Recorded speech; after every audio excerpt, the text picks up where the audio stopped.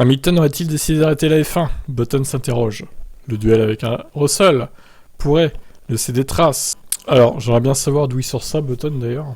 Button, qui fut aussi le coéquipier de Hamilton chez McLaren de 2010 à 2012, n'a aucun doute sur le fait que son compatriote jouerait encore le championnat à bord d'une voiture très compétitive. Mais il se demande si la confrontation interne contre Russell pourrait laisser des traces sur ses motivations à rester en F1. Pour rappel, son contrat court jusqu'à fin 2023. C'est un gros changement pour Lewis, il n'est pas habitué à piloter une voiture qui n'est pas compétitive. Il s'est battu pour le championnat chaque année depuis 2014. Il possède désormais un nouveau coéquipier, en la personne de Russell, qui est jeune et qui est très compétitif.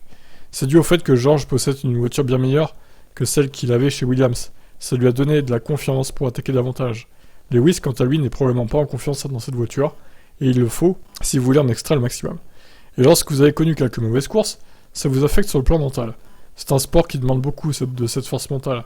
Ce n'est pas simplement physique. Lewis, comme nous le savons tous, est l'un des meilleurs pilotes du monde. Peut-être même le meilleur à bord d'une F1. Il redeviendra compétitif, du moins s'il le souhaite. C'est d'ailleurs toute la question. Peut-être considère-t-il que sa carrière est terminée et qu'il veut faire autre chose, qui sait. Mais si Lewis a une voiture capable de gagner, alors il remportera des courses.